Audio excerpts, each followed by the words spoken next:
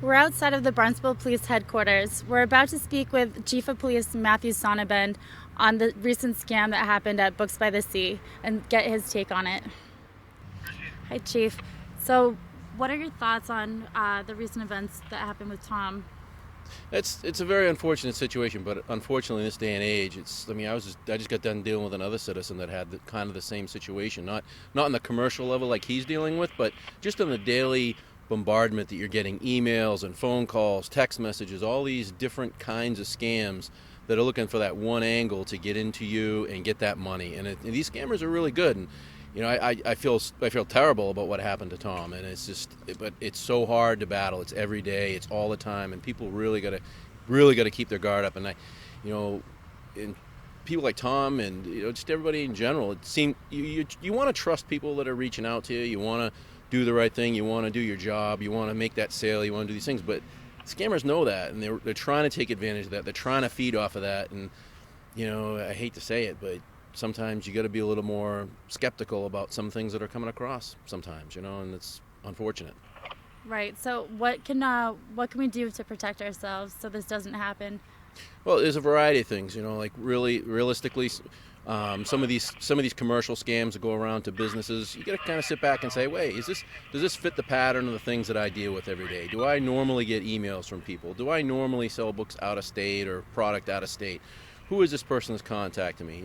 Get a phone number, make a phone contact with them. Can you talk to them on the phone? A lot of these scammers, they're going to try and avoid getting a personal contact, trying to get pinned down. They won't return phone calls. And like the one with the IRS scam is people, you let it go to voicemail and call back, and they don't ever pick up the phone because it's not a real number, or they don't want to get that call back. They don't want to get that attention. So they're just trying to move on to the next available target. And the easiest way for them to do that is remain as honest as they can behind emails, because even when we do these investigations, they get rather lengthy because we have to subpoena things, and you end up chasing one email to the next account, to the next account. You find out that the IP addresses are come back to bookshops or internet cafes, things like that. So they're really hard to pin down where they are. Phone numbers, they get them through Google, or they get secondary email, secondary phone accounts, things like that. So they're really hard to pin down and find out who in particular is sending these things. So they really shield themselves really well. You're usually not the first person they've tried to scam. Right. So they've really developed their art there, and it's hard. It is really hard, but sometimes you just got to sit back and be skeptical. I mean, who's really here trying to contact me? And a lot of times for a business, the best thing to do is get a phone number, call the person back, talk. Can't really do it face to face, but talk to them as much as you can over the phone, especially if they're not local and you don't really deal with a lot of non-local people, Right. So that leads to the next question is, does this happen often?